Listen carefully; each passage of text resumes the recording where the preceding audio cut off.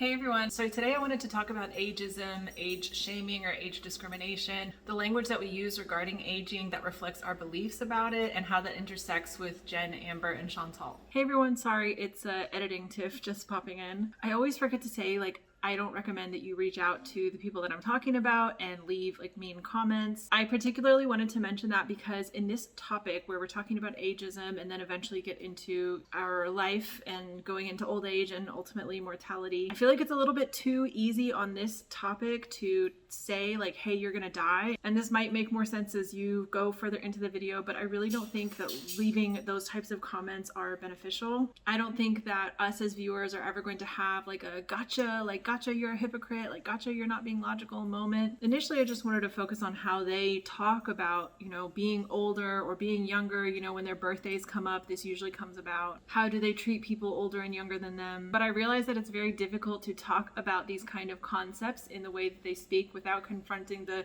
glaring issue that they are potentially shortening their lifespan, and the actions that they're showing us online are directly affecting their health and therefore their aging process. We want them to live a healthy life, but then it's does empathy have a limit when it seems like someone has a death wish, when someone has all the tools and money and time and privilege to help themselves, specifically in relation to them living, but they don't even do the bare minimum. So that's why I just wanted to pop in and say that really quickly. I don't really encourage sending them warnings about, hey, you're gonna die, and just because it's pointless, and trying to maintain some level of sympathy. And just to remember that a lot of the analysis of their language is in the context specific to them. So I'm sure we all realize by now that words matter. As language changes throughout time, the meaning or semantics of words or phrases reflect how our society views certain demographics, and this often can reinforce potentially discriminatory views. How we learn to speak about certain groups of people, how we learn to joke about them, or what we've normalized might exemplify certain biases. Sometimes through fighting these stereotypes, we can see words evolve or change. This is what's shown in our language through certain stakeholders, like those who are in power, those who aren't, what values our society has. It's important to remember that even if someone uses certain terminology without a negative intention, it doesn't negate that potential negative reinforcement of that covert discrimination. So ageism was coined in 1967 by Robert Butler. So while a lot of us may fear aging, it's often associated or seen as something to celebrate and respect. Our society even sometimes rewards people or pays homage to their contributions. Usually at a certain point you might get discounted movie tickets or bus tickets or even cost-effective healthcare. We're seeing more and more centenarians, or people who are living into their hundreds due to advances in modern medicine. And on average, we're living about 30 years longer than in previous decades. I do want to note that age discrimination can definitely happen to people who are younger, even towards younger kids. When you think about child labor,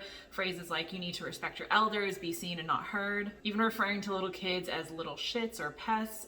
The terrible twos is a phrase that we've normalized. Assuming teenagers are lazy or troublemakers. We consider midlife to start at about 40 or 50, and that's where we start with the over-the-hill jokes and accusing people of having midlife crises. But what we consider to be old is different across all cultures and time periods. So the concept of old usually becomes a social category as opposed to a biological age. But perception always rules your reality. So when you're younger, you might consider 30 to be old, and then when you hit 30, you realize, okay, that's not that old. Not that being old is bad, but it's just your perception at that certain place and time. What society considers acceptable reactions to certain things comes into play as well. A teenager might react a certain way in a situation, and you'll say, okay, well, you're younger, you haven't really gone through other experiences, so it's kind of okay for you to react that way, but here, you'll learn and continue to grow.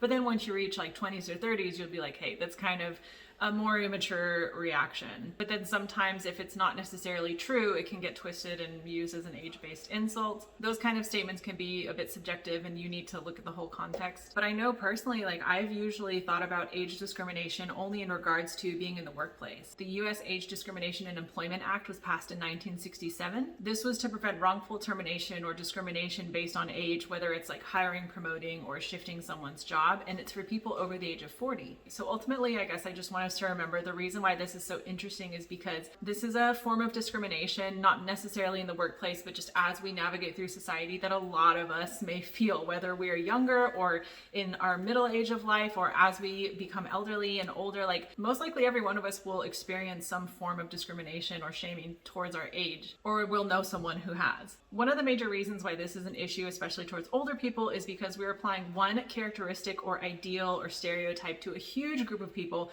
without without noting their differences, their individual personalities, their likes and dislikes, their accomplishments, or their goals. It can be very potentially alienating, and that's reflected through our language and communication.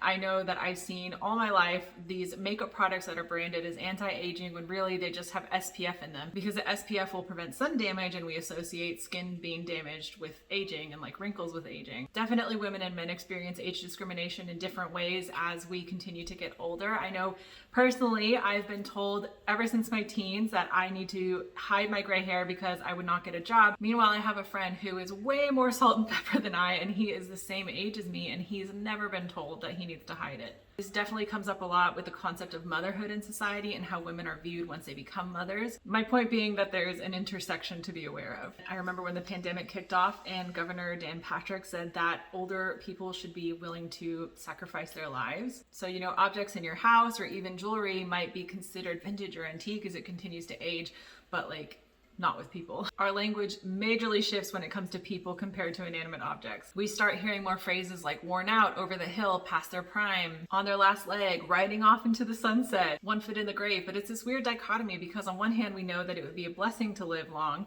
but then once we pass this threshold, it could be something that we hate, and we don't want to be confronted with our own mortality. We need to remember that just because you're older or aging doesn't mean that you're no longer automatically healthy. We tend to blame age for things instead of illnesses, or think that certain health issues are just automatically going to come up once we reach a certain age, when actually that person has been exposed to things in their behavior or environment in the past and it's now manifested. This really makes me wonder about everything we've seen with Chantal and Jen and Amber. Like, we've seen them go through their 20s, 30s, 40s, and we are seeing the health issues that are happening now, and it just makes me wonder what's going to happen if they continue down this path. I just want to add in a little quick note that sometimes presenting older age in a positive way can cause trouble as well. Like, yes, some people can be very healthy and independent and wealthy, but again, if we paint this entire group with this expectation, then certain people won't live up to that stereotype because it's not realistic for an entire demographic. So the point is to just not sweep everyone with the same brush. What I wanted to do was take a look at how Jen, Amber, and Chantal talk about aging to see if we can pick up on anything in their language or communication that might display or exemplify how they feel. So this clip with Jen and some others that we're going to look at make me feel that she is more concerned about like the appearance of aging. A couple of teeth that are just kind of hurting because I'm turning 124 next year. When he was sleeping, when I woke up before him, and I was like, ooh, look at that gray. Look at that gray. Then I was like, ooh, look at that, none of that gray. Yeah, well, she hasn't cut off the dye. But she didn't have any gray though. And I only have 3 strands of hair, so. Yes. She really likes the fact that she doesn't have any gray hair, but then she admits that her hair is thinning a lot. She often will say that she has thinning hair due to hormones, but it's just interesting that she really drills home that like Jean has gray hair, but not her. When he was just 5 years younger, little teeny bopper that he was. So no, he does not hold me back from weight loss. Enabling. A teeny bopper, does that mean that you're gaining weight since my teenage years? Is that what you're saying? Well, you're technically 5 years younger than me. So when I was 20, you were 15. So yeah, I was start driving. God, that makes me feel old now when I say that. It's a good thing I look younger than you. No, I'm joking. She does though. I got onset wrinkles going on. The only reason I look younger is because I have all this fat and it fills in the wrinkles. I got more wrinkles than some 55 and 60-year-olds. That's because you're like regular size, you're not fat. If you were fat, you'd have collagen that fills in those wrinkles. Yeah, I guess so, yeah. Here again, she jokes about looking younger, and I really think she's clinging on to this idea of looking younger. It makes me think that she's more sensitive or concerned about like the vanity aspect or the appearance of her aging. Being fatter can give the appearance of having smoother, younger skin. It's often why we sometimes see jokes from the audience that the girls have like baby faces. Hopefully that isn't keeping her in more denial about her health. I mean, it's true for everyone that once you get into your 20s, your collagen starts to decrease. You notice that the elasticity is going away a little bit in your skin. I did already play this clip in a Life by Jen video, and if you haven't seen it, I'll link it down below. But I just think it's interesting that she would put such a negative thought onto Jean. Nobody's guaranteed any amount of life. It doesn't matter if you're morbidly obese, if you're thin, if you have a disease. I could be this size and he could walk across the street and he could get hit by a car and die. Well, thanks. That's very nice dog. Oh, it's not a club, but it's the truth. Nobody's life is guaranteed. She's so easy and quick to like throw him under the bus and talk about how he could walk outside and get hit when someone was expressing legitimate concern about her life expectancy. It just doesn't sit right with me that she and often others in this community are so quick to use someone else's mortality as a shield for their own. There are so many things that I haven't done that I want to do, and I'm not getting any younger. So if I don't do it now, there's a good chance that I won't be able to do it. And I don't want to end this life knowing that I have so many regrets. I already have enough regrets in my life. I don't want to end my life knowing that I just didn't try to do something to change my life. Whether I fail or succeed, at least I'm going to try my best. I'm really hesitant to believe what Jen says without seeing actual actions or follow through. I really hope that she's not distancing herself from the idea or the awareness of aging, like kind of clinging on to or focusing too much on her appearance. Like if in her own perceptions she started to show signs of aging and looking older, would she then realize, oh hey, like things are going bad with my health? If that's what she prioritizes, would she then start to take things more seriously? Let me know what you guys think. But I sat down to eat and I looked at my plate and I was like, you've got to be kidding me. This is not what I wanted at all. I was questioning whether I actually wanted this or if I just wanted to keep eating and just die from being obese. It's interesting that she equates being miserable and 600 pounds to the same misery that she feels eating chicken salad. I'm not trying to dismiss her feelings or her reality. That was really difficult for me to hear, and I'm trying to be empathetic, but it's like if you're less than 1 week in, if you're thinking about dying in this way when confronted with eating healthy, like I just hope that she's proactive in her journey. That's all I'm gonna say. All right, so let's move on to Amberlynn. Hold on a minute. Comes back tonight on the face of I don't know how. Okay. Somebody done it. I don't know how they done it. Okay. It can be fixed, but they ain't got the 72 like I like them. Okay. We'll get it fixed. Good, thank you. You're welcome. Have a good night. You too. Thank you. I think you will. Yeah. We will. Tired on your feet. Oh yeah, my feet are definitely tired. Good night.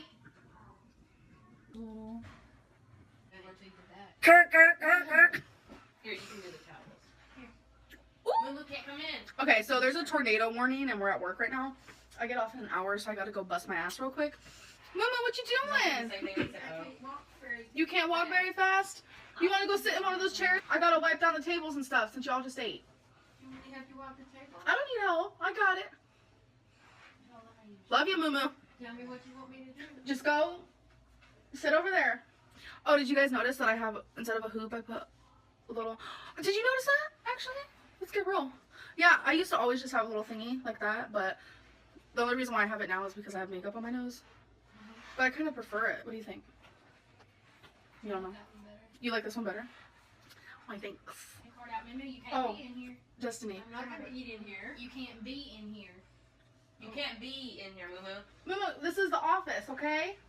It's for employees only. So in this clip, a lot of us felt that she was being very rude and patronizing to the residents. I just want to point out there are also different levels to, potentially speaking about older people in a negative way. Like some people might be outright like, screw you, go and die, old people, Pete's. Or you might just have some misconceptions that you've kind of internalized and you don't really realize it until someone points it out. I don't think that Amberlynn is like really specifically trying to overtly hate on older people or the residents she was supposed to be taking care of. But if you do have this negative underlying view towards older people, it can come out in speaking in a very belittling way. If you say like, okay, we are gonna get up and do this because you think that they can't do it on their own, it's infantilizing because you're treating them like children. This is another form of baby talk where you speak in a really exaggerated way and you have this like higher inflection to your voice and you speak really simple. Unfortunately, we see this a lot in long-term care facilities. The cumulative effects of the conceptual linkage between old age and childhood can lead to social responses such as depression, loss of identity, withdrawal in, and self-fulfilling prophecy. It can lead to childlike behaviors. So just to drill it home, language matters. So if you speak to older people in this way and you kind of reinforce this infantilization of them, it can cause them to feel negative about their own identity. So this is a quote from her Facebook page when she says, "I'm only 29 years old. I'm supposed to have a huge life ahead of me." Between her posts like this, where she says she feels she's supposed to have a long life ahead of her, and then the actions that we see from her online, a lot of people feel that she feels she can continue to act the way she does and live a very long life with no deterioration or issues. Like, she's not connecting these dots. Everyone talks about rock bottoms, but a lot of us feel that she keeps normalizing these what would be or should be rock bottoms and thinks that it would be normal or feasible to stay at that rock bottom. Amber talks seriously and jokes about dying quite often in her videos. I've been dealing with all these problems and kind of taking them as they are. Of course, I've been worried, but it's like being worried, but actually trying to do something about it and really processing, like, Amberlynn, you're going to die if you don't change now. For me, it's like two different things. It scares me that it happened so quickly. Like, Becky and I talk about this all the time, that like one day I just couldn't. I feel like I'm not gonna be able to ever not be this person, because it's like, even though it feels like it just happened, like it kind of feels like I've been like this forever. No, or remember what it feels like to be able to walk around a mall without dying. Very honest, and it did make me sad when he was just like, I don't want you to die. And I'm just like, I mean, I don't want to die either. I was in such a vicious circle that I thought maybe I should just throw in the towel and just enjoy my life, because I'm probably gonna die in a few years anyways. Like, I would see the number on the scale and it hurt, but I'd brush it off. And I just never felt as big as what the number said, ever.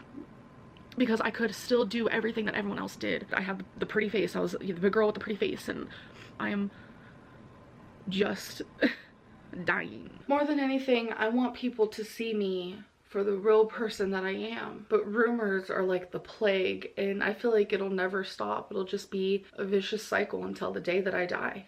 I want to lose weight because if there's an option between elevator or stairs, I want to be able to choose stairs without, oh my god, I'm dying. When she speaks about how she doesn't want to die, to me, I get the feeling that she thinks it would be immediate rather than slower. She says, like, if she binges now, she's going to die now. So she recently turned 30, so let's look at some of her clips talking about being 30. Today is my birthday. I'm 30. I honestly cannot believe it. I thought about this day for a very long time, and I kept saying, I'm gonna cry when I turn 30, and honestly, I haven't cried. I feel more so relieved more than anything else. I feel happy and grateful that I am still breathing and alive. I'm able to walk, and it's just things I feel like people take for granted a lot.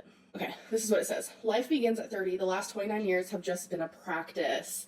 If it was any other day, I wouldn't have bought them. But y'all, I turned 30. Amberlynn turned 30. Wow. I'm a year older. So as you guys last saw me, I am 30. Cannot believe it. It's so crazy. 30 years old. But my mental, I feel like I'm 17. I don't know what it is. I still feel so young. When I was a teenager, I always thought being 30 years old is going to be so, whoa, old, blah, blah, blah. And let me tell you,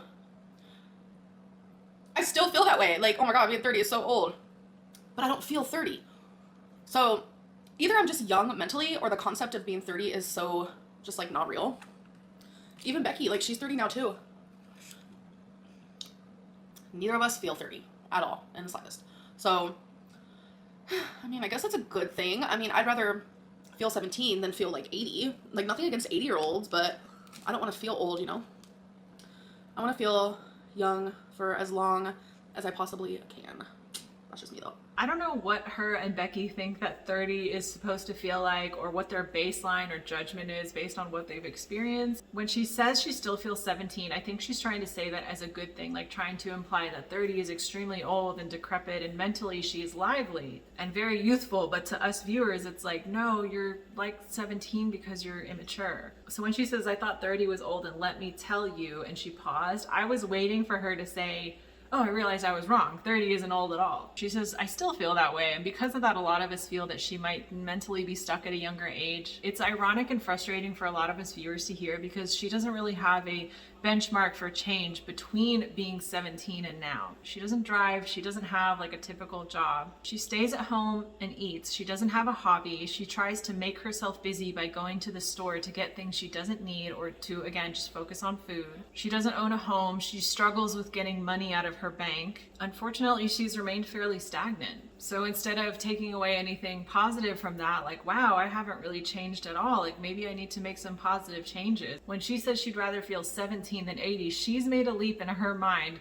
and a connection from 30 to 80. And she wants to feel young for as long as possible. And again, I just have to wonder, like, what is her litmus for defining young and youthful? It's really interesting to me because a lot of the discrimination that older people face is that they're expected to just be forgotten and to be ill and to just exist until they pass.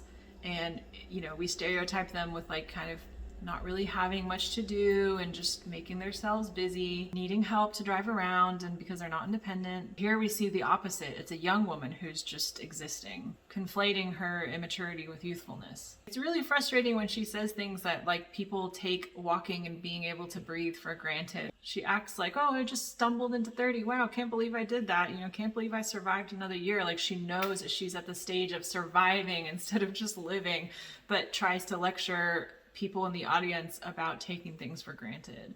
Where I would cry and do this whole situation. But it's like every day now, I just feel scared that I'm gonna die because of my weight. Because it's like, I know I'm gonna die because of my weight. Constantly there, constantly. And I have put the fear in me to lose weight now or die. I was supposed to deliver that packet on Friday, the weight loss surgery thingy-majigger, and it's still staring at me in the face. So on Monday, which is coming up, obviously, I'm gonna hand deliver that envelope. I feel the breeze, I look at the trees, I see the green grass, and I'm just like, I don't want to die. Like, I literally don't want to die.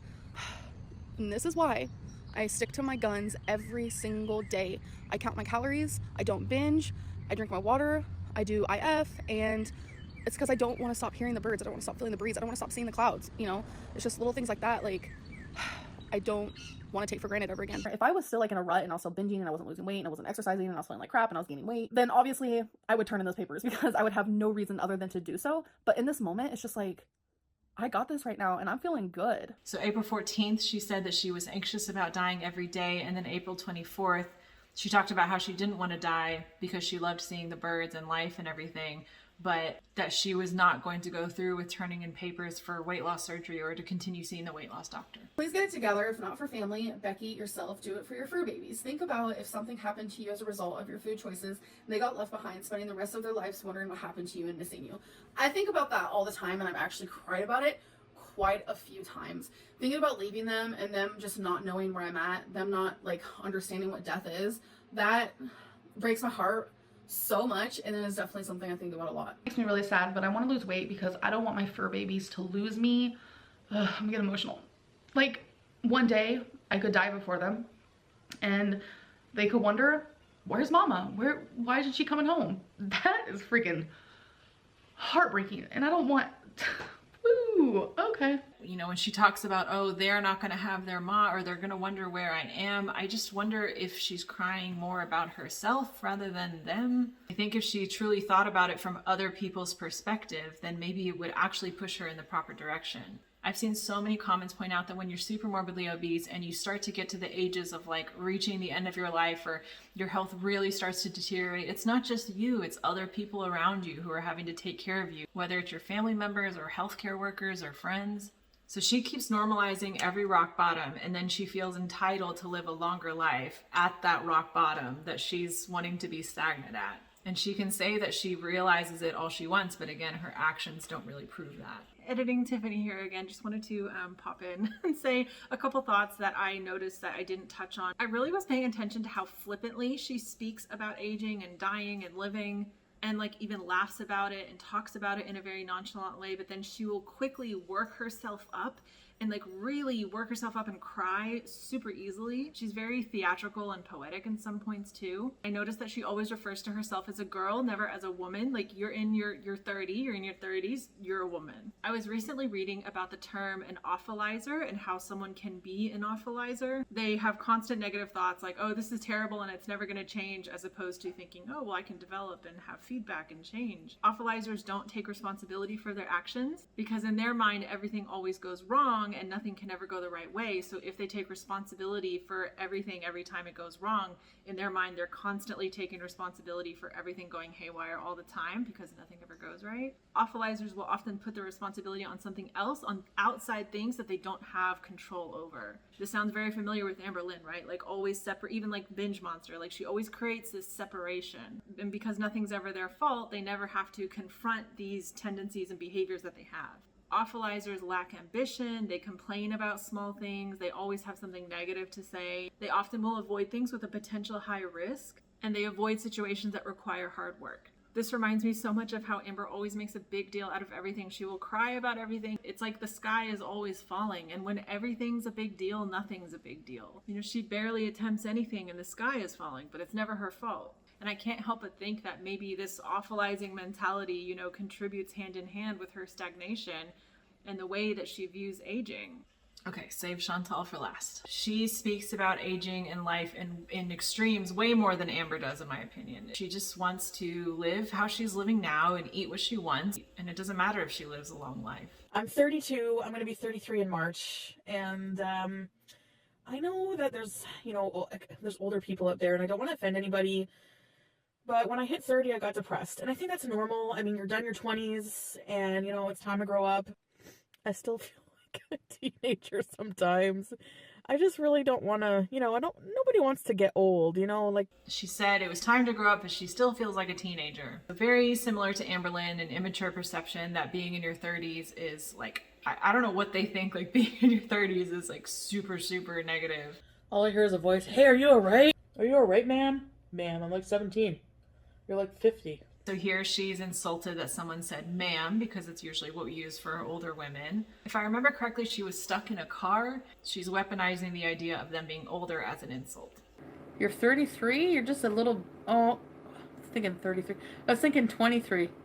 I'm like, I'm only like 3 years older than you, Mike. You're just a baby. You say that because you want to still be just a baby. I do, yeah. This clip was interesting because Pete said, you still want to be a baby, and she admits, yes, I do. Here's a comment that someone left about her life expectancy, and she says, bullying and fat shaming is a healthy alternative. We see this with Chantal over and over again. Her perceptions of things are just so extreme. She wants praise for her behavior, but in the context that she's presented it to us is compounding her health issues and affecting her life expectancy. But even motivational feedback that's given to her is considered bullying or hateful. I know people are concerned about things. The thing is, I don't like being mothered by people. I don't like people telling me what to do. I hate it, actually. This makes me wonder about female figures in her life who are telling her what to do. So she's making this negative connotation with being mothered and being told what to do when people are just trying to like give her advice. This is what happens when you have no life in your 30s. Stay in school. Excuse me? I don't understand her connection between being in your 30s and hair growing on your face and staying in school. To me, it doesn't really make sense other than the fact that she's got some internalized issues with being in her 30s. Family and love is everything. Loved ones, you know? I'm just so afraid of like dying alone, you know? Hi, Gail! So she says she's afraid of dying alone and then kind of exaggeratingly goes back to saying hi to everyone. I don't know how legitimate or intense of a fear that is. Maybe that's something she can explore with her therapist, because if you truly were afraid of dying alone in your 30s, like the fact that that's a thought that she has, like maybe it's becoming a little bit more of a reality for her. Everything breaks down, but usually things renew. Never hear of the phoenix? Nature, Mother Nature?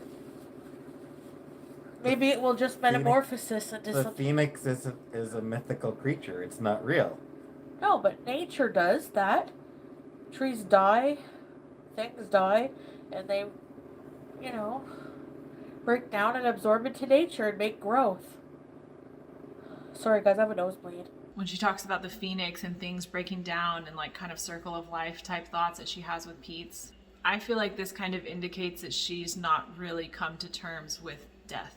My grandpa, I talked to my grandpa recently. I don't really talk about what I do for a living with him because he's a very old-fashioned, traditional kind of guy, and he looked at my videos and was like, oh, okay, yeah, he's trying to be, you know, I guess nice, but he's like, oh, I like barbecue chicken, I like green beans. He was like born in like the 40s, early 40s, And it's 2020, so people don't go to work with briefcases as often as you think anymore, and there's no milkman, and people fart on the internet for money, so. Here, when she's talking about her grandfather, I feel like she just has these really extreme and such negative stereotypical views of people in their older age. Like talking about the milkman and going to work with briefcases and trying to create an extreme between, well, now people fart for money on the internet. Like older, much older than me, and he thought that like it was immature for me to be embarrassed about it, because he was like, you fart, so what, you fart? And he didn't say fart because he was French, I don't know. He said, you fart. I said fart weird. You fart, so what? You let it go, you don't talk about it. It's okay, it's body, it's your body. Okay, boomer. Here she refers to her French lover as a boomer. I don't know why she said that he was just talking about her farts. Like, okay, it's being okay with the fact that she's farting. Like, why would she say, okay, boomer? I don't 100% remember what age she was and what age he claims to be. I think it was kind of problematic if I remember correctly, but he's saying be okay with your bodily functions in a normal way. That's more of a mature way to think about it. Why would she try to insult his age by saying, okay, boomer, when recounting this story? Especially considering the fact that she has a recorded catalog of her farts that she laughs at. She doesn't view her bodily functions as like a normal part of life because she finds them hilarious and jokes and laughs about them in a very immature way. But I wonder if, again, she's associating immaturity with youthfulness. Because you never know how much time you have left with relatives, especially the elderly ones in the family. This clip is really sad to me because, yes, you don't know how much time you have with people. That's typically what we say for older people in our life, but a lot of us feel this way about her. When you don't even realize until it's just too late that you don't have your youth anymore, really. And it's tragic because it's fleeting. And you always say, if I could only go back and redo things, do things a bit differently with the knowledge I have now. It doesn't work that way. You wouldn't have the knowledge that you have now if you didn't go through what you went through growing up. You know what I mean? She feels like, and I said, Grandma, I said, you had 3 amazing children. You lived your life. She says you learn things, but to a lot of us, it feels like she hasn't really learned anything. She hasn't imparted any knowledge along the way. The fact that she just engages in this extreme behavior and extreme way of thinking, and like I said in a previous video, it's like she's not just staying stagnant, she's like going downhill. The fact that she told her grandmother here, you've lived your life, you've had kids, again, it's like negatively resigning older people to just existing and passing on, to look at women and act like their biggest accomplishment in life and now they're done is having kids. She talks about pining for the past, but also fantasizes about the future. At so many different points of her videos, she's talked about, living in the country and the countryside is calling me, and then wanting to live in the big city, wanting to get a man or be independent or go on vacation and travel the world. She's also constantly reminiscing and sharing pictures of herself as a teenager. The way she always fantasizes about the future and then reminisces on the past, but she never does anything today in the now to impart any knowledge from her past like she talks about, or try to make these goals and aspirations for the future a reality. The only thing she seems to care about now is the food that she's going to eat or the fights that she's getting in online. I think we all have it in us to, be mean or bully in some way at some point. But no, for the majority of, no, you're right. I don't have that darkness in my heart, to do that to somebody. Well, he looks 60. And judge me for my body when you're a whole 327 pounds yourself and look 60 when you're 46. Friggin' 50, 60-year-old man. It's not ageist. Okay, it's ageist in the way that I'm not hating them because they're 60. That would be ageist. This is, at a certain age, you're supposed to be growing as a person. Okay? You're supposed to have a level of maturity and just knowledge, and you don't beat up, kids bully other people. A 60-year-old should not be doing that. That's where the age comes in, okay? Well, 46.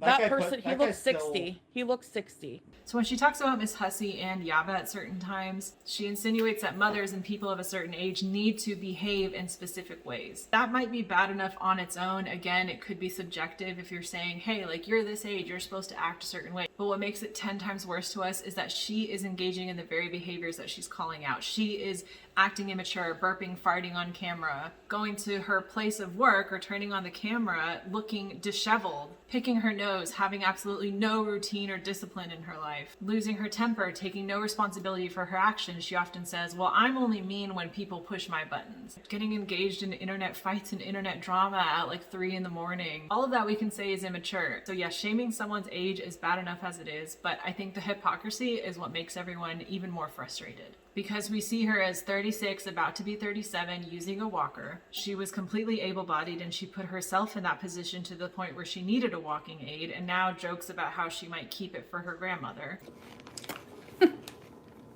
I'm keeping the walker. It's just holding up boxes right now. My grandma might need it. You know, she always tries to put herself in the position of a child whenever she talks about like mothers and children and kids like being bullied and all this. She's always in the position of the younger kid. It's like she's constantly trying to create this distance and separation from the irony that she is embodying the negative stereotypes that she's trying to run away from and pointing at other people as being like. There's a man who's 60. He weighs 327 and he makes fun of me all the time. And I'm like, he's almost my weight. And he's 60. Hurry up and die, old man. You're like, hurry up and die, old man. Look, I deal with old people at calling in every day. Fucking die. Oh my God. I find it really interesting that he has no issues with engaging in very specific age shaming here. You know, he can joke all he wants about how he has negative experiences with older people in his customer service job. But like I said before, we're all going to hopefully be old one day. You should not negatively stereotype all older people. And if Pete claims that he's for social justice, then he should know that. You shouldn't pick and choose what demographic you want to support and then which one you don't, especially when most likely you will be part of that demographic one day. They're both shaming and laughing about someone who's in their 40s, then saying, oh, well, they're practically 60. They're nearly 40 themselves. They're so quick to laugh and joke about hurrying up and dying. Okay, even taking away the fact that 10 minutes after stating this, they're probably going to laugh about farts. You know, sitting here saying, well, my mom's okay and my grandmother's okay. Growth and maturity would help you realize how ridiculous of a statement that is. And Pete and Chantal are really close to being the age that they're making fun of, that they're making that leap from being in your 40s to your 60s to dead. I can't help but wonder if the fact that they've stayed so stagnant from, you know, their teens into their 20s and 30s makes them think that 50 or 60 is like haggard. I didn't shame her. Oh, okay, you need to be... Anyone who's stupid and not getting what I'm saying, blocked. Obviously, you're 12. Why do people say sure, Jan? Like, it's like so overused. That's how I can tell if someone's a hater. They say sure, Jan, all the time. Sure, Jan. I picture like 15-year-old. Sure, Jan. The more videos I tried to find about Chantal talking about age and like birthdays and mortality, I just couldn't help but shake the feeling that Chantal is very much like, I am the sun and everyone revolves around me. If she thinks you're younger than her and you disagree with her, then you're like pitiful. What did she say recently? Like pimple faced, dismisses what you say because you're young. But then she'll turn around and dismiss what people say when she thinks that they're older than her, even though they're probably really close in age to her. Like everyone around her is acting wrong, regardless of what state of life they're in, because they don't agree with her. That's why I think weight loss journeys are bullshit. It's ridiculous for people to be like, you're gonna die. Oh well, we're all gonna die. And honestly, I don't want to live to be 70, 80 eating kale. I just don't. I'll never forget this clip because she thinks of things in such extremes. Like the only way that you can live to be 70 or 80 is by eating salads and kale nonstop. To me, that's a very immature perception of life and diets and living. Right? They look like 66. And yeah, I age shame them for doing what they're doing. Like shaming younger women or women in general. Here she straight up admits that she age shames because she's trying to create some kind of solidarity between women or overweight women. She nearly put herself in the younger women category, but then she corrected and said just women, as if she's not also mean to overweight women all the time. I just wanted to make a point here that Madsy, if you don't know who he is, I'll link his channel down below. I really do enjoy his content. He made a video called Foodie Beauty Gives an Emotional Goodbye, and I thought that his point was really well said, where he speaks about how Chantal actually cared about spending time with her loved ones, as she claims she does. You know, it's interesting that it never crosses her mind that taking care of her health would make the people in her life happy, that elongating her health would enable her to spend better and more, better quality and more time with the loved ones that she's talking about here.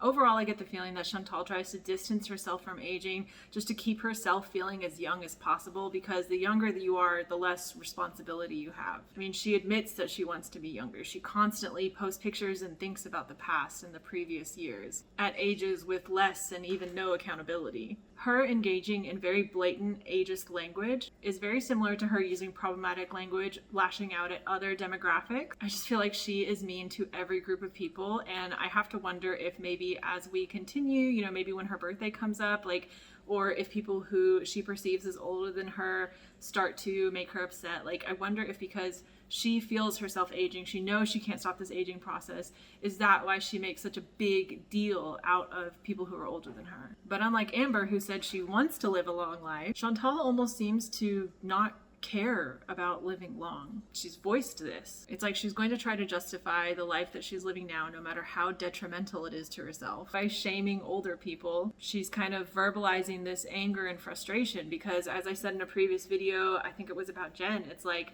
they're trying to balance this, oh yeah, I love screw you, I'm gonna live how I want, I love the life I'm living, but they're deteriorating in front of our eyes. And even if they're not in another ER trip, they're clearly not happy. Usually when people have this attitude, you think live fast, die young, but I feel like Chantal is living slowly and potentially ensuring the second half. So why does this matter that she's so negative? So even though she's slinging a lot of these insults and negative views towards other people, it's really not beneficial to herself to have such a negative view of aging. One study found that those with an optimistic view of aging lived longer than those with a pessimistic view. The lifespan increased up to 7.5 years. The more positive the self-perception, the greater the will to live. So the big hypocrisy and irony that a lot of us see is that they are already living this negative stereotypes that an older person might live.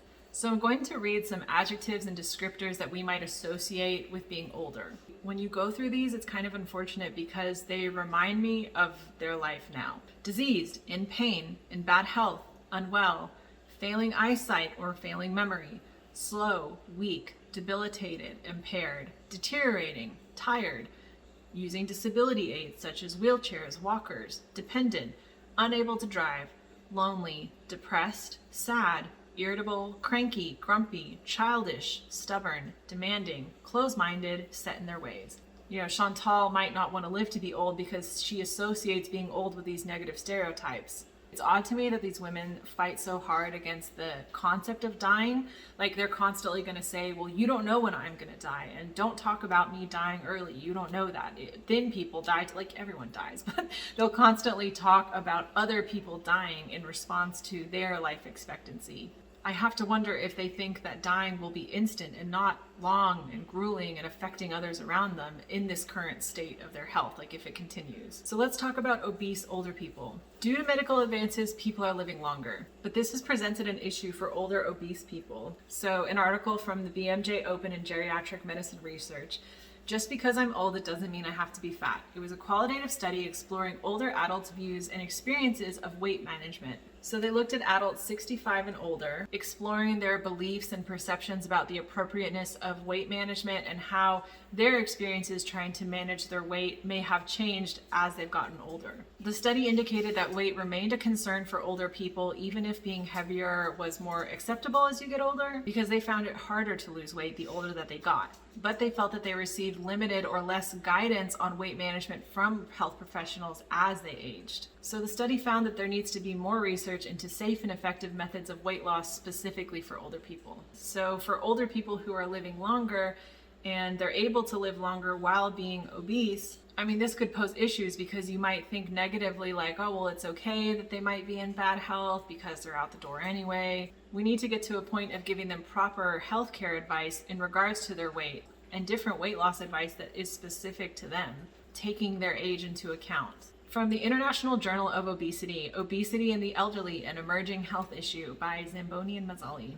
They talk about how the prevalence of obesity in older people has dramatically increased in the recent years. They discuss the issue that body weight and BMI doesn't change across ages. I didn't realize this because I've come across a lot of BMI calculators that ask you for your age. So I went in and put in my age, and then I added 30 and then 50 years, and it's true, it didn't change. So this caused a lack of consensus in defining what obesity was in the elderly, to the point where some physicians might say, well, at this age, just maintain it, just don't gain more. So there's a Medium article that I came across, What Fat Phobia Tells Us About Our Fear of Death. I personally struggle with some of the rhetoric around body positivity because I have an autoimmune disease that directly affects my weight. So I have always approached these conversations from the lens of someone with an invisible illness. I know that because of my autoimmune disease, I'm never going to be healthy. I'm never going to get rid of it. And I found that in a lot of these spaces, those of us who had an invisible chronic illness, especially one that affected our weight, weren't really heard in the same way. I mentioned in my Stop Lying to Yourself video, I think, that health is a crown that only the sick can see. So when I see folks who have a lot of privilege of not having a disease, not having an invisible illness or chronic fatigue, and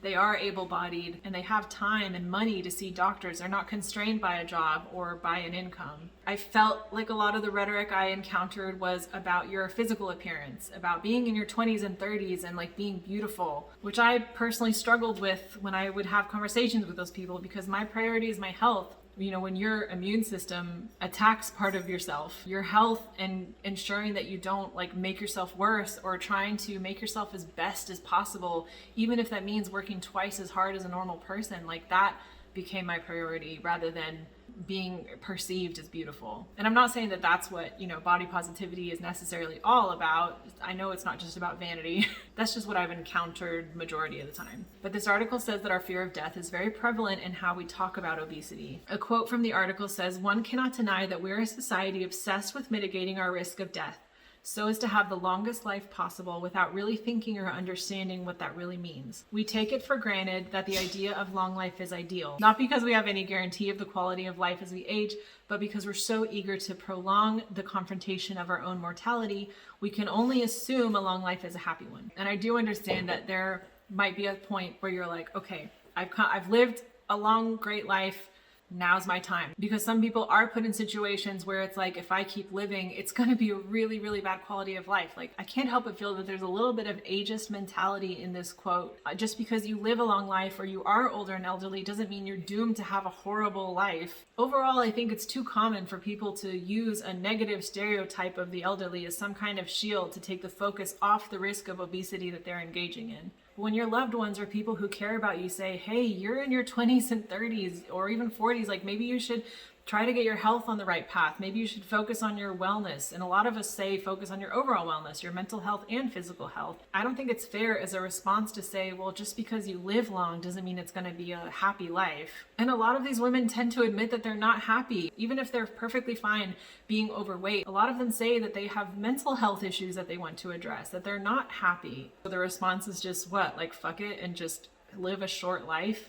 I also feel it's very selfish because they're not thinking about what others around them are going to have to see. But I just feel like the attitude of like, well, fuck it, I'm just going to continue to be unhealthy and screw whatever else happens. I'm just going to go out the way I want to go out. If I'm going to go, I'm going to be happy, even though they might not be happy. They're almost ensuring that they're not going to have a happy ending. We just spoke about how being older and obese is an issue for doctors and they don't know how to necessarily treat it. She talks about our unwillingness to prepare for death, but I think dismissing health risks that you're engaging in now that will compound as you age isn't coming to terms with death either. And what I consistently see from like Jen and Chantal and Amber is that they'd rather be in this crappy state and eat themselves to death. You know, what they consider to be happy with their food and die young. But then they're crying along the way the entire time about it. They can't marry or consolidate this constant battle between, you know, being beautiful and young, but also having these mental and physical health issues that they're essentially loving themselves to death over. So the one common theme I see from all of them regarding their language and rhetoric about aging is that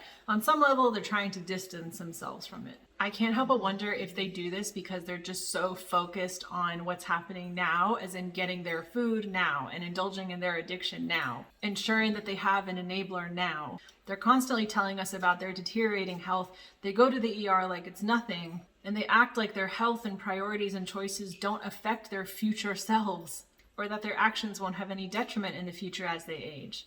But they want validation and praise and confirmation that they're fine. But then as viewers, we're expected to be supportive when their birthday comes around and they say, wow, surprised I made it this year. And we're supposed to be like, yay, happy birthday. You know, these women, they can control their health to a certain extent, but nobody can stop aging. Nobody can stop the fact that we're all gonna celebrate birthdays to a point. I just wish that instead of using it as some kind of defense to abstain from any accountability and talk shit about anyone who's older than them, or the idea that being older is bad, they should truly try to look at their birthdays as a blessing, not just barely skating by and just continuing to fantasize about the future. Hopefully then they will respect older people as well. I understand it can be frustrating to constantly get told, like, hey, the older you get, like, the sooner you are to death, like, you're gonna die soon, you're gonna die. Because you just want to scream like, yeah, we're all gonna die. And it's true, we are all going to die. But when their time comes and they've been kicking and screaming the whole way at anyone who's trying to help them, would it really be their time, or were they rushing it? And will it be too late for them to realize that they may have been rushing it? All right, guys, that's everything for today. I can feel that this is going to be a really long video, and I'm so sorry. Let me know your thoughts down below, and wherever you are in the world, I hope you're having a beautiful day. Bye.